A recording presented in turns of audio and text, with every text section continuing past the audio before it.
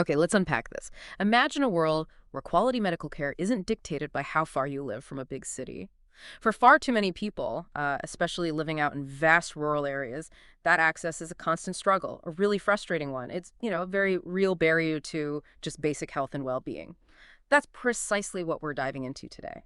Our focus is on an innovative solution designed to bridge this exact gap, an initiative called DIVA, that's DIHVA. It stands for Digitale Huisartselijke Verzorgingsassistenten, which, well, it translates to Digital General Practice Care Assistants in English.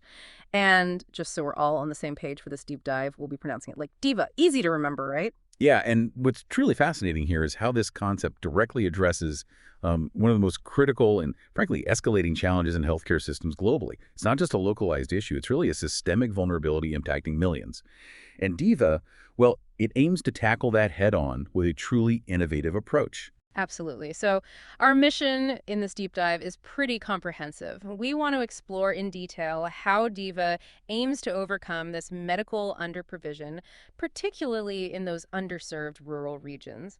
And it does this by smartly leveraging, cutting-edge digital technology and introducing a brand new, highly skilled type of healthcare professional. We're going to break down the sheer scale and the urgency of the problem itself first. Then we'll delve into DIVA's proposed solution, which is genuinely hybrid in nature. It's quite interesting. We'll dive into the specifics of how a patient journey with DIVA actually works day to day. We need to understand the comprehensive and actually surprisingly fast-track training involved for these new professionals. And finally, we'll consider its broader, far-reaching impact on healthcare as we know it. We'll touch on everything from, say, economic benefits right through to environmental sustainability. Okay, here's where it gets really interesting. We've all heard anecdotal stories, haven't we, about the challenges of healthcare access, maybe from a distant relative or you read something in the news. But when you look at the raw numbers, they paint a truly stark and honestly concerning picture, especially when you step outside of the bustling urban centers. This isn't just about a few isolated cases. It feels like a looming crisis that threatens the fabric of community health. Indeed. And the decline in the general practitioner workforce, well, it's been a brewing issue for quite some time now. The problem actually began as early as 2002. So this isn't some sudden development, not a single event, but rather a slow, steady erosion of a fundamental pillar of our healthcare system, particularly primary care.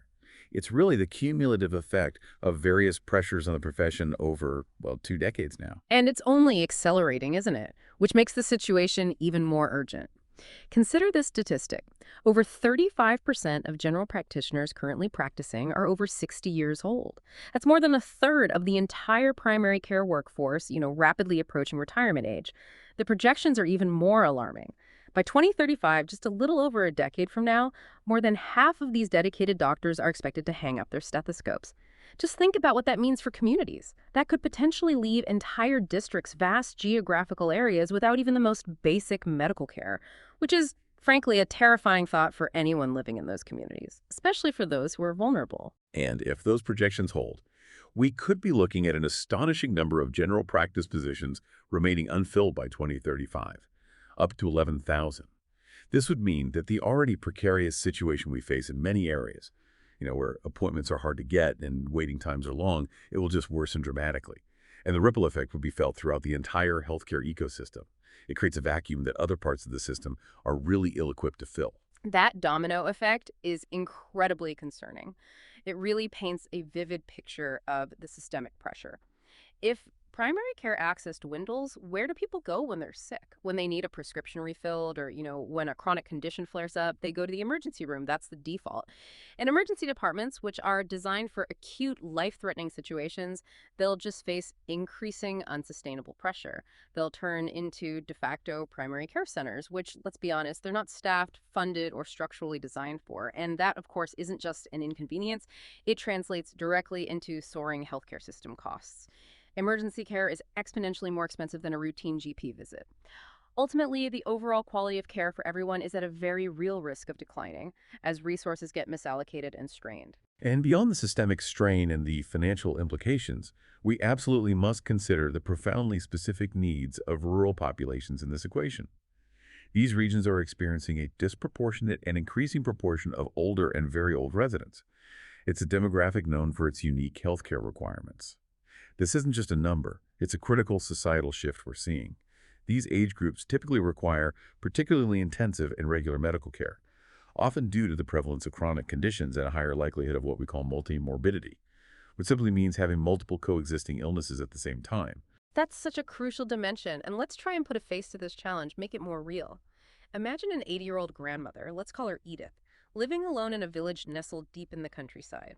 Maybe she battles both diabetes and early-stage heart disease, conditions that demand regular monitoring, medication management, frequent checkups. For Edith, the thought of traveling an hour each way to the nearest doctor, navigating public transport or relying on a neighbor, then enduring a long wait in a crowded clinic. It's not just inconvenient, is it? It's a monumental, often painful undertaking. Her reduced mobility, maybe from arthritis, combined with the increased frequency of illnesses that come with multimorbidity, makes long-distance travel to doctors highly problematic, sometimes outright impossible for many in these groups. And this leads to delayed diagnoses, neglected chronic conditions, and ultimately a poorer quality of life, all because of a lack of accessible care. That paints a very clear picture of the human cost involved. It really raises an important question for us. How do we genuinely bridge this widening gap, especially when the traditional healthcare model is simply struggling to keep pace with these significant demographic shifts and, well, the inevitable physician retirement trends? It's a fundamental challenge that demands innovative solutions, something beyond merely training more doctors, which, while necessary, takes considerable time and resources and doesn't fully address the maldistribution of existing physicians. We need to rethink the very delivery system itself. So what does this all mean? It means we need truly innovative approaches, some bold thinking, and practical, scalable solutions. And DIHVA, it presents a genuinely compelling vision for what future healthcare could look like. It's not just about patching holes in a leaky system. It feels more like building a new, resilient infrastructure that brings care closer to those who need it most. Precisely. The core thesis of the DIHVA study, the foundational principle guiding this whole initiative, is clear. To strategically overcome the multifaceted challenges of medical underprovision in rural areas. And this is to be achieved not by simply trying to replicate the old model in places it no longer fits, but through the targeted, intelligent use of combined digital solutions and a new category of paramedical personnel. This dual approach, leveraging both technology and highly trained human support, that's what makes it so potentially powerful. It distinguishes it from other concepts out there. And it's really about a sophisticated integration, isn't it, of intelligent technology with these new hybrid structures. It takes existing digital healthcare systems, things like electronic health records, which are already doing a lot of good, and significantly enhances and expands them with artificial intelligence, with AI. But it's not just about software. It also utilizes the latest diagnostic hardware, things from EKGs to dermatoscopes, all seamlessly integrated with smart devices you might already carry, like your smartphone. Imagine all these powerful, precise tools fitting into a compact mobile kit, enabling comprehensive diagnostics right there at the patient's location. That integration is absolutely key to DIHVA's effectiveness. What happens then is a fundamental, maybe even revolutionary shift in the point of care.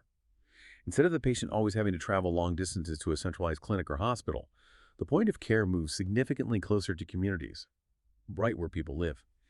DIHVAs serve as those crucial local contact persons for patients in a digital health center setup. Now, this setup could be a dedicated examination room in a local community center, maybe a repurposed building like a former village practice, or even a specialized mobile unit. This accessibility, it fundamentally lowers the barrier to entry for patients, especially those with mobility issues. Right. And here's where the asynchronous assessment model really shines. It showcases the genius behind optimizing physician time. So once the DIHVA has meticulously collected and prepared all the patient data locally, everything from initial surveys and symptom descriptions to physical examination findings and diagnostic test results, that comprehensive information isn't immediately presented to a doctor for a live synchronous consultation. Not necessarily. Instead, it's transmitted centrally to the doctors. And this allows for what's called asynchronous assessment, which basically means the doctors can review that complete pre-vetted package of information at their convenience from anywhere. Their time is optimized for the critical diagnosis and decision-making part, rather than the initial data collection or simple standardized tasks. Yes, and this is precisely where the innovative role of these non-medical personnel, the DIHVAs, becomes paramount. Specially qualified and rigorously trained non-medical staff can independently perform a wide range of standardized examinations and tests. The critical part is that these examinations can be conducted regardless of location or time, even without a doctor physically present. Because the entire process is structured, it's guided by intelligent AI, and it's digitally supported. That ensures consistency and safety. They're not making diagnoses themselves, but rather expertly gathering the precise information a physician needs to do so remotely. So in essence, the DIVA acts as this crucial intelligent link in the care chain. They are the intermediary directly connecting patients with advanced diagnostic technology, and then that technology seamlessly connects to the network of doctors. It's important to clarify, though, they don't replace established medical support staff roles already common in countries like Germany. For instance, roles like VOAH, care assistants in general practices, or NEPA, non-physician practice assistants. These roles already extend doctors' capabilities. Instead, divas complement and extend them by bringing a new level of digital expertise. The real innovation of the diva model, I think, lies in the digital proficiency of these new professionals. It enables comprehensive patient care and diagnostics directly at the point of care, utilizing existing digital ecosystems, specific medical software and hardware, the power of AI for intelligent guidance, and that seamless connectivity to the leading physician. It really is a holistic and forward-thinking approach to primary care delivery. And if we connect this to the bigger picture, DIVA isn't just about filling a gap in physician numbers or improving efficiency, although it does that. It's really about fundamentally rethinking how primary care can be delivered efficiently and, crucially, equitably. It's about making optimal use of all available technological and human resources to genuinely extend the reach of quality medical services to every corner of a community, irrespective of geography. You could say it's democratizing access through smart delegation and digital enablement. Okay, let's zoom in on the patient experience then. How does this actually work from start to finish? Because from a patient's perspective, you want it to be simple, efficient, and thorough, right? All while bringing care closer to home and reducing that burden of travel. Exactly. It begins with a streamlined patient intake and initial survey designed for maximum convenience. Ideally, patients book an appointment online, so their basic administrative data is already in the system. That cuts down on paperwork and wait times upon arrival.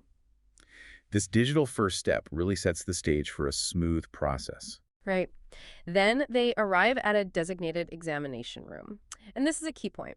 This isn't necessarily a traditional doctor's office in some big medical center. It could be cleverly set up in a local community center, maybe a repurposed building that once housed a small business, or even a specialized mobile unit that rotates through remote villages. That truly brings care into the heart of the community.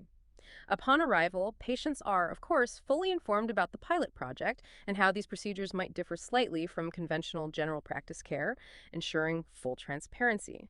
They sign all necessary consent and liability forms, understanding the process. Then, crucially, they receive a link, maybe via SMS or email, for an initial patient survey. This is conducted through an AI software.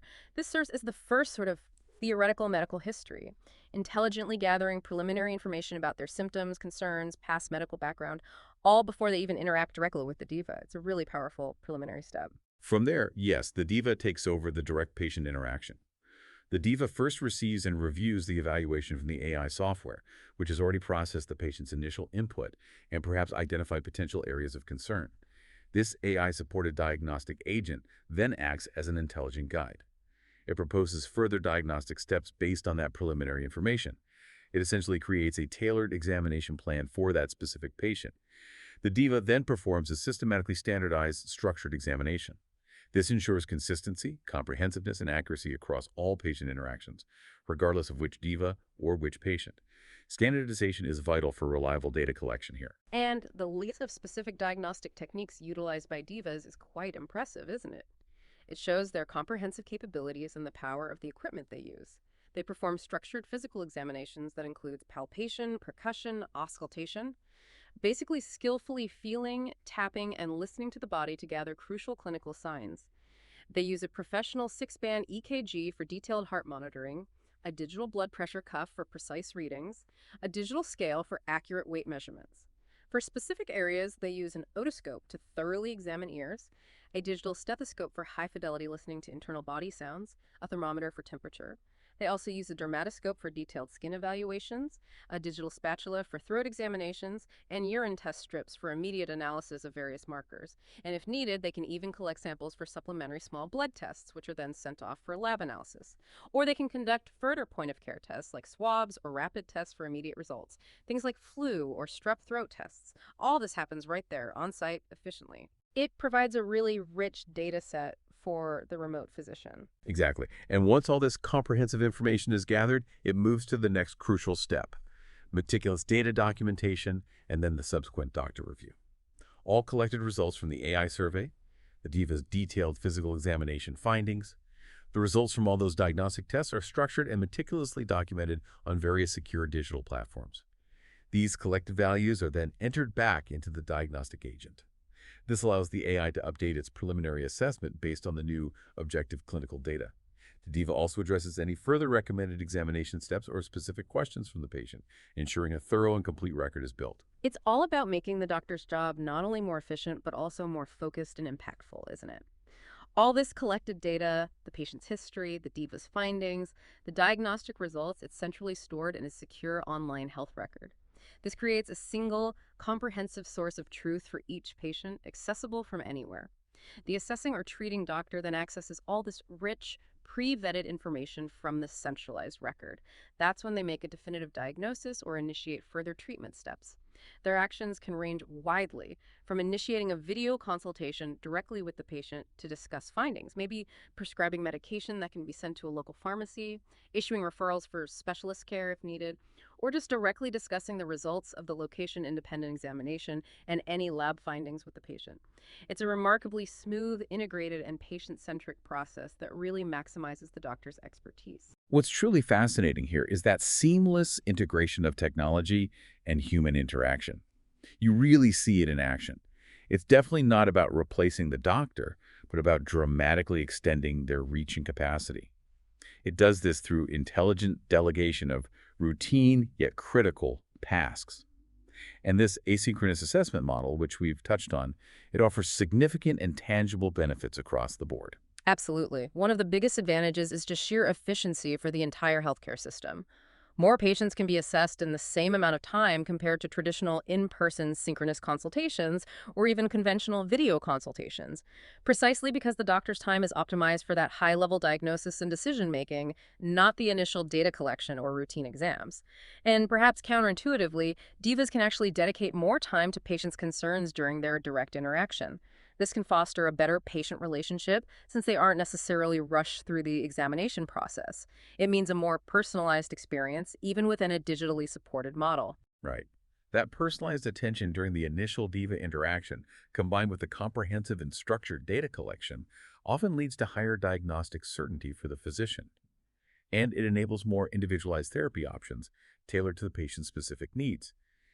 We've even seen, particularly in care facilities where some DIHVAs already operate with digital equipment, that patient familiarity with DIHVAs significantly increases the acceptance of telemedicine. This makes subsequent virtual interactions smoother and allows for even better assessment of patient statements over time. And of course, the most direct, impactful benefit for the patient is simply that they no longer need to travel long distances for primary care, because these DIHVA care points can be established even in the smallest, most remote localities, entirely independent of the need for a full, traditional brick-and-mortar practice. This is truly transformative for rural communities. It breaks down those geographical barriers to health. Okay, so this whole model, this entire compelling vision for future healthcare, it really hinges on having highly capable, thoroughly trained DIHVAs at the front lines, doesn't it? So the natural and incredibly important question becomes, how do you actually become one? And what's fascinating here is that the training program is both incredibly comprehensive in its scope and, well, quite surprisingly, fast-tracked in its delivery. It is. It's a meticulously designed process built on real-world insights. A pilot study has actually been underway for 3 months now at the Bundeswehr Krankenhaus Berlin. It's the German Armed Forces Hospital in Berlin. This isn't just some academic exercise. It's a deeply collaborative effort. It involves a real general practice, the AI-supported digital diagnostic agent we mentioned, providers of the mobile diagnostic hardware, and the crucial scientific and educational support of the University of Siegen. This comprehensive multi-stakeholder approach ensures that the program is evidence-based, robust, and immediately applicable to clinical practice. And the goal of this pilot is pretty ambitious and far-reaching: to develop a new certified training course that will really set the standard for this new profession. This is being done in close collaboration with the University of Siegen, which is a leader in digital health education, and the Academy for Medical Further Education of the Westphalia Lippe Medical Association, a key regulatory body in Germany. The ultimate aim is for this course to achieve formal recognition as a non-physician practice assistant by the Federal Medical Chamber, Germany's overarching medical professional body. This official recognition is absolutely critical, isn't it, for giving the DIVA qualification widespread standing, acceptance, and a clear career path within the national healthcare system. Absolutely. And the target audience for the DIHVA qualification is intentionally broad, which is essential for rapidly and effectively expanding the healthcare workforce to meet this urgent demand. It's thoughtfully designed for both existing medical professionals, people like experienced medical assistants or physician assistants who already possess a foundational clinical understanding. But critically, it also welcomes individuals without prior medical experience. Essentially, career changers from diverse backgrounds who are looking for a meaningful and impactful new path in the modern medical world. And the fast-track training concept aims to qualify individuals in under 4 months, which is remarkably efficient. It allows for a swift influx of skilled professionals into the system. That's right. So for those without prior medical experience, the medical lay people, the regular training spans about 12 weeks. That typically translates to maybe 3 to 5 months, providing a really robust foundation. But for medical professionals who already possess that foundational knowledge base and practical skills, the training is significantly shorter. It lasts approximately 3 weeks. This tiered approach is incredibly smart, I think. It allows for rapid skill acquisition based on existing expertise, recognizing and building upon prior learning, and it gets vital personnel into the field quickly while maintaining high standards. The training structure itself is incredibly well thought out. It's meticulously designed to impart a wide range of skills. It's divided into 5 core modules delivered in a flexible hybrid learning environment. This includes essential online components for theoretical knowledge, live virtual sessions for interactive learning, and critically robust on-site presence for hands-on practical skills training. For medical laypeople, the program comprises a total of 286 teaching units. Of those, 118 units, so about 41%, are dedicated to in-person sessions, providing essential practical experience with equipment and patient interaction. Another 60 units, or 21%, are live online, allowing for interactive virtual discussions and skill building. And 108 units, about 38%, are on demand, offering flexibility for self-paced study and review. Now, for medical professionals, the program is efficiently condensed to 108 teaching units in total, reflecting their existing clinical knowledge base. Let's quickly run through some examples of these modules just to give you a real sense of the depth and breadth of a DIVA's training. It's quite comprehensive. Module A, for instance, focuses on foundations and framework conditions. This covers critical overarching areas like the legal aspects of their role, general procedures, the basics, and importantly, the limitations of telemedicine. You need to know what you can't do too. Also, stringent data protection protocols, liability considerations, quality assurance measures. It even delves into the practicalities and safety considerations of conducting home visits, ensuring they're prepared for various care settings. Then, Module B is all about medical competence. This is where DIVAs learn the fundamental building blocks: anatomy, physiology, the intricate workings of the human body, rigorous hygiene and infection control protocols, identification and basic management of common illnesses they'll encounter in general practice. It also includes vital emergency management skills, along with specialized areas like geriatrics for older patients, pediatrics for children, and an introduction to psychosomatic care. They also gain a foundational understanding of pharmacology, how medications work, and preventative measures. And of course, they master the specific telemedical diagnostic procedures they'll be using daily. Right. Then you have Module C, which is dedicated entirely to digital competence. This is absolutely crucial for their role as a digital general practice care assistant, right? It's in the name. This module covers essential media literacy, proficiency in software as a service, or SaaS, which for listeners just means software you access over the internet like many apps you use, not installed directly. They learn to navigate various telemedicine applications, understand the specific hardware used in telemedicine, and, critically, interact effectively with digital and virtual diagnostic assistants like that AI-supported diagnostic agent. Module D addresses communication and documentation, another vital skill for effective and empathetic patient interaction. This includes general communication techniques, but also uniquely covers AI-assisted communication and conversation guidance. That's an innovative aspect of the training, helping them structure patient interviews effectively. They learn about meticulous medical documentation and the effective use of information and communication technologies, plus both synchronous like live video calls and asynchronous message-based or data transfer online communication. And finally, Module E is all about practical training. This is where they get hands-on and really solidify their skills. This includes mastering structured patient examination techniques, the basic assessment of various illnesses within a general practice setting, and the critical skill of performing advanced and digitally supported diagnostics using all that specialized equipment. This is also where they get in-depth equipment knowledge, ensuring they're fully competent and confident with all the tools at their disposal. They do simulations, real-world practice under supervision. And the training culminates in a rigorous three-part examination. It's designed to comprehensively assess both their knowledge and practical abilities. This includes a comprehensive written exam covering all the theoretical modules, a practical simulation where they demonstrate their skills in a realistic patient scenario, and an oral subject-specific query. This allows instructors to probe their understanding and critical thinking. Successful completion of all parts leads to a certificate, formally acknowledging their DIHVA qualification. In terms of cost, just quickly, for medical laypeople, the training is €3,500 plus VAT per participant. For medical professionals, it's significantly less at €995 plus VAT, recognizing their existing expertise. This really highlights the adaptability and foresight of the training program, doesn't it? It's designed to bring diverse individuals from seasoned medical assistants to those entirely new to healthcare into this crucial role quickly and effectively, making sure they have precisely the skills needed for this unique blend of digital and clinical tasks. It's a targeted, smart investment in a new, vital kind of healthcare professional. So this isn't just about training new roles. It's really about a fundamental systemic shift with potentially far-reaching benefits for patients, for existing doctors, for the entire healthcare system. And what's particularly exciting is that the initial pilot study results are incredibly promising. They seem to be proving the concept's viability right out of the gate. Indeed.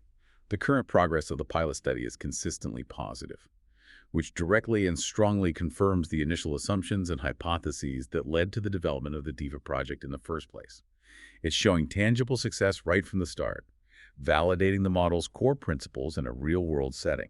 And the numbers from the pilot, they really speak volumes about DIHVA's potential, don't they? Over 50 patients have already been successfully treated in the DIHVA setting at the Bundeswehr Krankenhaus Berlin purely by these digital general practice care assistants. What's truly remarkable is that some of these cases were even specialist level in their complexity. That indicates the breadth and depth of conditions DIHVAs can effectively assist with in the initial stages. And here's the kicker, the really impressive part. Over 80% of these cases were conclusively resolved within the DIHVA setting itself, without requiring further immediate physician intervention for that specific issue. When you hear a number like 80%, I mean, what immediately comes to mind about the scalability and widespread impact of this model? That 80% figure? Yeah, that's a potential game changer. It really is. It immediately points to profound efficiency gains and the potential for true systemic relief. These positive outcomes translate into several key interconnected benefits for everyone involved. For patients, it means a significant and tangible increase in medical offerings right in their local communities. DIHVAs effectively create more medical availability for everyone, especially in areas where access is currently scarce or even non-existent. They bridge critical geographical gaps. Yes, and they also fundamentally enhance contact time with treating personnel, which might sound surprising. This isn't just about speed. It means patients can get more individualized, maybe less hurried care during their initial assessment. And this happens without directly consuming valuable physician resources. Because the DIHVA handles the standardized data collection and examination, they free up doctors for the more complex, nuanced, and truly physician-dependent cases. This dramatically increases the overall availability of medical services where they're most critically needed. It allows doctors to practice at the top of their license, so to speak.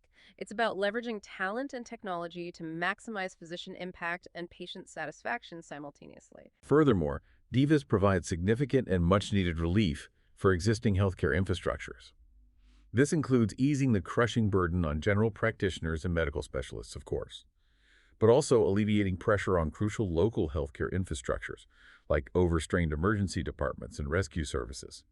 These are often inundated with non-emergency cases simply due to a lack of primary care access. They achieve this through intelligent pre-triage, guiding patients to the correct level of care right from the beginning. This prevents unnecessary, costly, and resource-intensive ER visits that could be handled much more appropriately at a local DIHVA care point. Beyond the immediate, tangible healthcare benefits, there are these profound economic and social implications too, aren't there? They resonate far beyond the clinic walls. The DIVA qualification offers a brand new, meaningful profession, not just for existing medical professionals looking to expand their skills, but critically, it provides a viable, impactful career entry point into a meaningful activity in the modern digital medical world for career changers. This isn't just a job, it's a contribution to community health, and it's a significant boost for regional economies, particularly in areas struggling with unemployment or limited opportunities. And to make the employment of divas truly sustainable and attractive for hiring doctors, the ideal scenario would involve strategic subsidies, perhaps from municipalities, potentially backed by federal funds or labor agencies.